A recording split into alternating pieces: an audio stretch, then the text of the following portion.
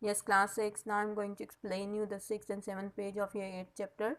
As I told you that Quatermain and Chwala's army were fighting with each other. At that time, one third of Infado's army was left and Chwala's one regiment was completely destroyed. They were standing very close to each other at that time. Quatermain saw Sir Henry's yellow beard and he was relieved. Relieved means comfortable, easy to that Sir Henry was still alive.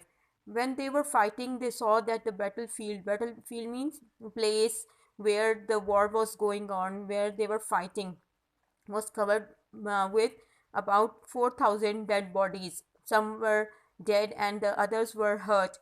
Again, they saw that the shields were crashing and it seemed impossible for Infidus that they would win the war. The sight was truly awful. It was looking very dreadful. Hundreds of men were falling every minute, like they were killing each other. And Sir Henry's the Quatermain heard Sir Henry's voice and saw his battle axe. He swung it over his head. At last, the two lines began to move slowly forward, and in another minute, Chwala's regiment had broken up. Like the men of Chwala, they were very afraid and they started running from there. They did not want to fight anymore because they knew that they were not a lot in number and they were not going to win the fight. That's why, because of fear, they started running here and there, and the whole battlefield was full of soldiers. Of the 3,000 men who had marched into the battle, there were only 600 left. Now they ran forward after their enemies. They were a small piece of rising ground, and here they stopped and formed a circle round it. There, standing on the top, Quatermain saw that Sir Henry and Infidus. Then the more of Chwala's regiment came back to attack. Knight was not turned. Ignosi lifted his arm and they raced forward. It was carried along and Quatermain soon found himself beside Sir Henry at the top of the little hill. And again they charged. Charged means attacked. And then again we beat them. Like they forced them back. They did not let them win. Suddenly, at once, there was a cry of Chwala Chwala, and out of the crowd jumped a huge-eyed king himself. Like Chwala himself was standing in the middle of the soldiers, and he jumped out of them. He was ready to fight himself. He was armed with battle axe, and he had shield, and he was wearing chain armor. You know, chain armor is used to protect the body. So he was wearing all these things to keep himself safe.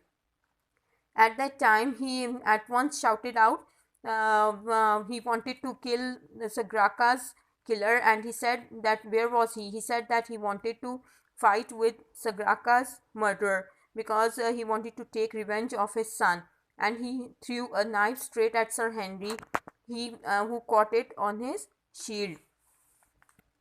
Now, next, what happened? Then, with a cry, Twala jumped straight at Sir Henry and struck him. Struck means hit him so hard with his battle axe that he knocked him down. Knocked, hit him. However, the fight did not continue, for just at that moment they heard the shouts of fear from the regiments. All the soldiers, they became very much afraid, and they looked up and saw that other two regiments were coming down towards us from the right and left side of the hills. Now two regiments were coming towards them from the right and left sides of the hill. In 5 minutes the battle was all over. Over means finished.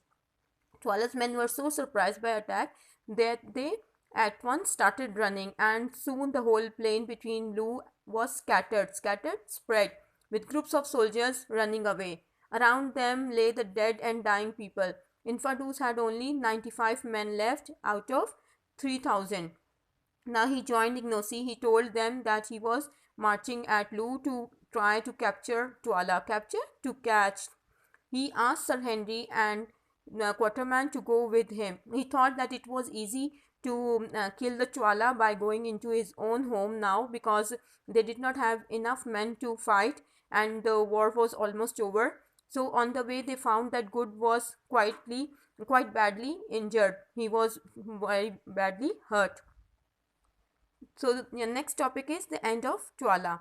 When they reached Lu, the gates were all closed. Ignosi wanted to go inside the city, but the gates were closed because Chwala was so much afraid that he has had closed the whole city from all the four sides. Now, Ignosi wanted to go inside. That's why he asked the army of Chwala to open the doors, the gates. He said that if they would not open the gates, he was going to burn the whole city. Like he was going to burn it from all the four sides, and Chwala and themselves will also burn in between the city. He promised that he would give all the soldiers a relief, and he would not kill them, and if they put down their weapons and let him go inside, then they would be safe. But if they did not open, then he had to burn the city. So after half an hour, the army chiefs thought, and then they opened the gates and let Ignosi come inside. As Ignosi went inside, he saw that the courtyard was empty, nobody was inside. It was in the open space, only Chwala himself was sitting, and he with Gagul.